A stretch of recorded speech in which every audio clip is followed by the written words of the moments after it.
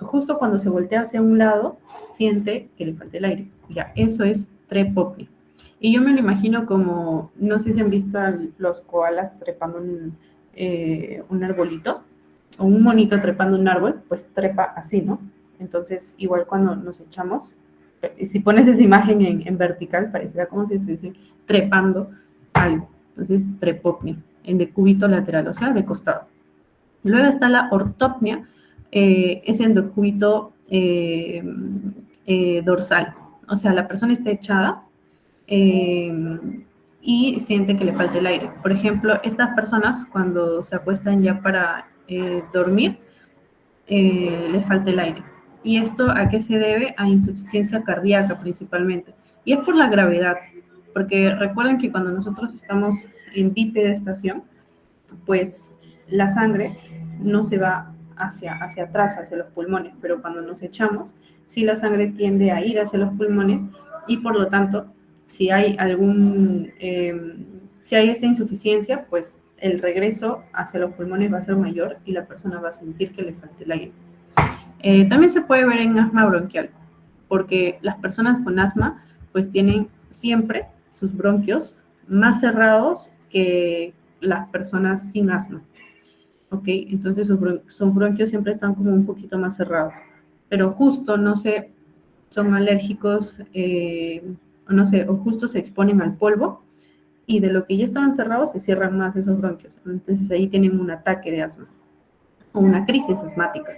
Pero luego pasa el polvo, ¿no? Pasa, ya tienes una mejor ventilación y se dilatan nuevamente esos bronquios, entonces puedes respirar con tranquilidad. Luego está la platipnea. La platipnea se refiere a cuando la persona siente la falta de aire en bipedestación, como dice acá. Esto es raro, ¿ok? Es muy raro. La platipnea no lo preguntan mucho justamente por eso, porque no es frecuente. No es un síntoma que lo veas en el hospital así como frecuentemente, pero se menciona que se produce por el shunt intracardíaco. Un shunt es básicamente un cortocircuito, o sea que si hay dos conductos, imagínense dos canales o dos canaletas, y cada canaleta está llevando, no sé, una sangre oxigenada y la otra canaleta sangre desoxigenada. Un cortocircuito es que hay una conexión entre esas dos canaletas, entre esos dos conductos, y por lo tanto ambos tipos de sangre, venosa y arterial, se combinan, ¿no? Oxigenada y desoxigenada se combinan. Entonces ahí genera un cortocircuito, una combinación. Ese es el shunt intracardíaco, cuando por ejemplo el ventrículo derecho y el ventrículo izquierdo tienen un orificio entre ellos en el tabique y se combina la sangre. Ese es un shunt intracardíaco. O puede ser también un shunt intrapulmonar. La disnea paroxística nocturna, el famoso DPN, siempre lo van a preguntar. Yo apuesto a que si sus doctores son muy buenos, les van a hacer preguntas acerca de la disnea paroxística nocturna. Y siempre que escuchen disnea paroxística nocturna, eso es edema pulmonar. Ese es edema pulmonar, fijo. ¿Y por qué edema pulmonar? Se asocia el edema pulmonar a una insuficiencia cardíaca congestiva. Lo que les decía, el corazón ya no funciona, ya no cumple su función principal. Entonces, ¿toda la sangre va a pasar a través del corazón? ¿Va a ser bombeada? No. Entonces, ¿qué pasa con esa sangre? Regresa a través de las venas. ¿Y hacia dónde se va? ¿Hacia dónde regresa? Hacia los pulmones. Entonces, los pulmones están todos encharcados de agua, pero esa agua tiene que escaparse hacia algún lado. Entonces comienza a escaparse hacia los alvéolos. Los alvéolos eran saquitos así, bonitos, tranquilos. No tenían agua, tenían solo gases de la respiración, pero todo el agua está en las venas, en los capilares, entonces comienza a salir hacia los alvéolos. Y justamente como ahora tienes líquido en los alvéolos, sientes esa falta de aire que es mayor cuando te echas, ¿no? Cuando estás en decúbito dorsal. Y es una sensación de ahogo, ¿no? De disnea súbita. Y la persona luego tiene que levantarse. Y por eso es que estos pacientes que tienen insuficiencia cardíaca congestiva, en los hospitales los van a ver con 3 almohadas debajo o con la camilla inclinada en 30 grados, ¿no? Porque básicamente no no pueden respirar bien cuando están totalmente echados. Esto de acá, de los patrones respiratorios, hace referencia a la profundidad de la ventilación, como ven acá en cada onda. Si la onda es más puntiaguda, es que la profundidad es mayor, pero si la onda es, como ven así, más pequeña, como pequeñas montañitas, pues quiere decir que está normal. Y de acuerdo a la distancia entre cada pico de montaña, eso quiere decir que es la velocidad.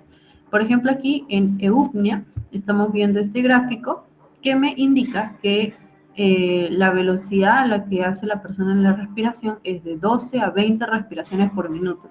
Eso es lo normal. Pero la taquipnia es básicamente una hiperventilación. O sea, la persona tiene la ventilación acelerada mayor a 20 reproducciones por minuto, respiraciones por minuto. Bradipnia, lo contrario, ¿no? Como ustedes saben. Luego está apnea. Apnea es la ausencia de respiración. Y habrán escuchado acerca de la apnea obstructiva del sueño. Apnea obstructiva del sueño es cuando, imagínense, una persona está echada, está durmiendo y de pronto deja de respirar. ¿Eso cómo se llama? Apnea. ¿Y cuándo ocurrió el apnea? Cuando estaba durmiendo, ¿cierto? Cuando estaba soñando. Entonces a eso se le llama apnea del sueño. Pero, ¿por qué se produce? ¿Por qué la persona deja de respirar cuando duerme? Porque, sobre todo en las personas que tienen lengua grande, macroglosia, ya sea por alguna enfermedad, la base de la lengua cae hacia atrás, ¿no? Y cuando estamos echados, al caer la lengua, obstruye la tráquea, obstruye la faringe y laringe. Entonces, obviamente, ya no pasa el aire. Y la persona tiene esa obstrucción que le produce apnea. Por eso se llama apnea obstructiva del sueño. Luego está la hiperpnia o la batipnia, que es cuando hay una mayor profundidad de la respiración. Esto siempre lo preguntan y siempre lo deben de escribir en las historias clínicas, ¿no? Si está taquipneico, bradipneico, si está en apnea, si está hiperventilando. ¿Cómo me doy cuenta que está hiperventilando? Básicamente porque vas a ver a la persona pues usando todos sus músculos de la ventilación, todos los músculos de la caja torácica. Y vas a ver que su tórax se mueve ampliamente, no como una respiración normal, superficial se podría decir. O también lo puedes escuchar, lo puedes auscultar. Colocas tu estetoscopio, ¿no? A cada lado de la columna vertebral. Y si escuchas una respiración así muy fuerte, se le conoce como respiración ruda, pues eso quiere decir que la persona está pero ventilando a una profundidad. Pero como les digo, no es necesario escuchar si ya lo ves. También hay personas que tienen una respiración muy superficial. Habrán visto en los hospitales que creo que ya están yendo. Hay personas que tú las auscultas y suena a las justas el murmullo vesicular. Lo que pueden hacer ahí es básicamente decirle a la persona, chicos, que respire por la boca. Cuando la persona respira por la boca, agarra más aire entra a sus pulmones y cuando ustedes pongan el esteto se va a escuchar más. Ya. Luego está la respiración atáxica de Biot. ¿Por qué creen que se llama atáxica de Biot? Porque básicamente hay periodos de apnea, pero seguido de un periodo rápido y profundo, ¿no? Como menciona acá, batipnia, ¿no? Es la combinación de una taquipnia, con una hiperventilación, un aumento de la profundidad de la ventilación. Y luego la respiración de Kussmaul es básicamente taquipnia e hiperpnia, ¿no? O sea, una batipnia, un aumento de la profundidad y la velocidad de la respiración. Bien. Esto de acá ya son algunos parámetros diagnósticos, ¿no? Para que tú te puedas orientar a qué enfermedad es, básicamente para eso te sirve estos ítems de acá. Pero la verdad que eso no creo que les pregunten. Como ya han visto, en la disnea paroxística nocturna, ¿de qué causa era? Era por el corazón, ¿cierto? La disnea paroxística nocturna era porque mi corazón no funcionaba, toda la sangre regresaba y que producía edema. Entonces, ¿eso qué quiere decir? Que si bien la disnea es un síntoma específico de la semiología respiratoria. También la disnea se presenta cuando hay una enfermedad cardíaca. Por eso es que un infarto agudo de miocardio, por ejemplo, te puede dar disnea.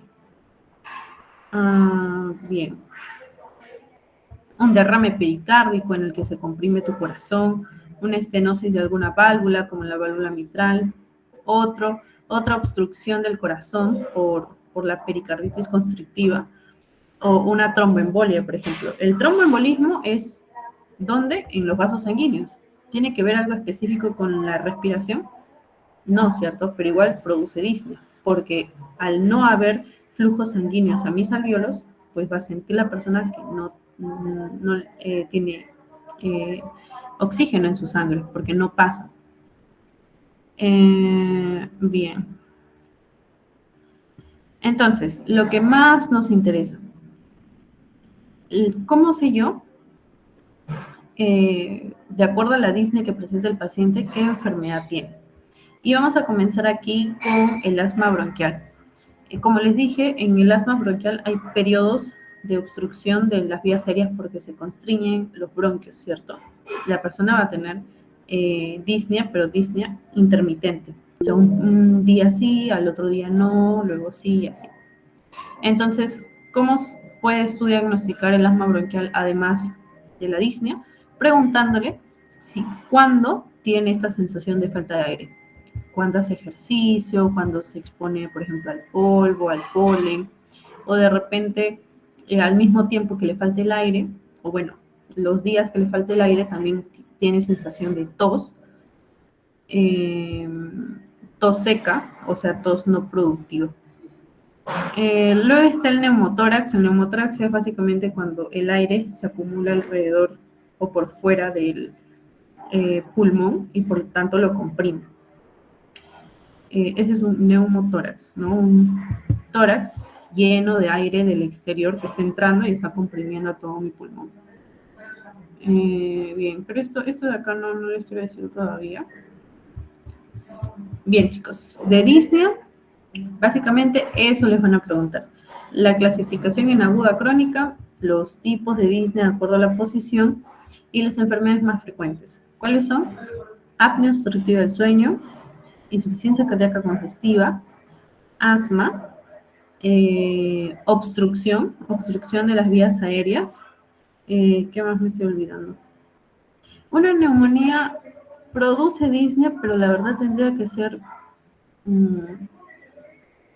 una neumonía severa, porque por una infección de los alvéolos así no llega a producir una neumonía notoria. No pues llega a producir una disnea severa. Bien. Entonces, ahora vamos con la tos. Me preguntan si mandaré el documento. Sí, claro, yo les comparto. Aquí está todo lo básico. También, si gustan, luego pueden leer las perlas. Todo eso que dejé a un costado, que no les he explicado ahorita, son como datos adicionales, ¿no? Para el diagnóstico. Pero lo que les va a venir en el examen es lo que les he dicho. Estoy 100% segura porque lo preguntan en todas las universidades. ¿Por qué? Porque es pregunta de ENAM, es pregunta de salud, es pregunta residentado. Esto de la disnea. Luego está el tema de la tos, ¿no? Otro síntoma muy importante. La tos es básicamente cuando dentro de la caja torácica aumenta la fuerza la presión intratorácica y por lo tanto expulsamos con fuerza el aire que está dentro de los pulmones, ¿no? No es es como una expiración tosca, piénsenlo así, o mírenlo así. Como dice acá, es el acto, ya sea voluntario, o sea, ya sea porque yo quiero toser o porque mi cuerpo me lo pide, para expulsar con fuerza aire de los pulmones. ¿Y cuándo creen ustedes que mi cuerpo necesite expulsar con fuerza aire de los pulmones? Cuando, por ejemplo, hay algo atrapado en mis vías aéreas que yo lo quiero expulsar, ¿no? Por ejemplo, secreciones.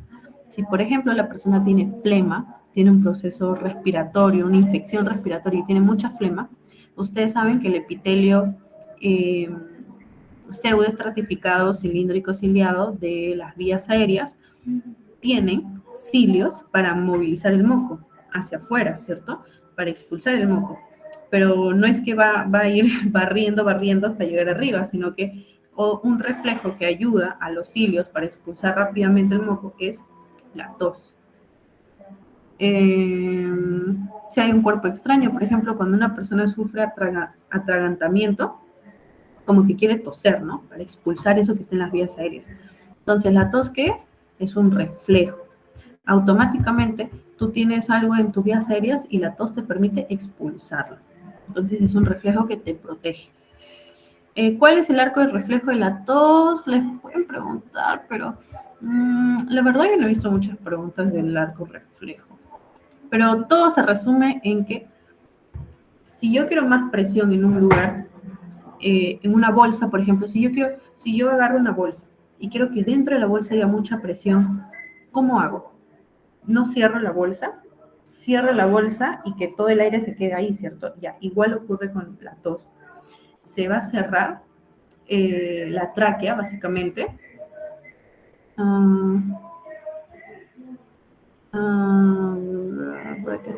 Aquí está, perdón, me equivoqué.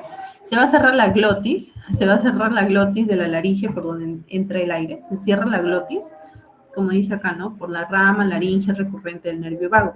Entonces la glotis sería como esa pitita que cierra una bolsa. ¿Y qué pasa en la bolsa? En la caja intratorácica, pues la presión está aumentada.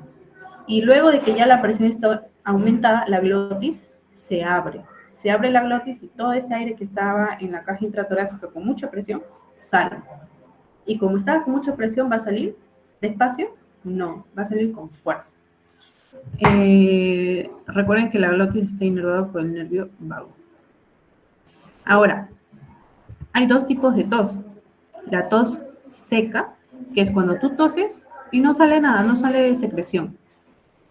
Y está la tos con expectoración. Expectoración es secreción, es mucosidad, ¿no? Ahora, puede salir sangre también en las vías aéreas. Cuando uno tose y sale sangre, ¿quién me dice cómo se llama? Cuando sale sangre por las vías aéreas, ¿no? Al toser. Porque obviamente, si yo tengo sangre en mis vías aéreas por alguna enfermedad que tengo por ahí, por ejemplo, un tumor o algún tipo de lesión de las vías aéreas, pues toda esa sangre va a salir, ¿cierto? ¿Por qué? Porque no debería estar ahí, es un cuerpo extraño, es una secreción extraña que debería salir, no debe estar ahí porque si no, Disney. Entonces, lo expulso ¿con qué? Con tos, ¿no? Por reflejo. Entonces, muy bien, a esa expulsión de sangre a través de las vías aéreas mediante la tos se llama hemoptisis.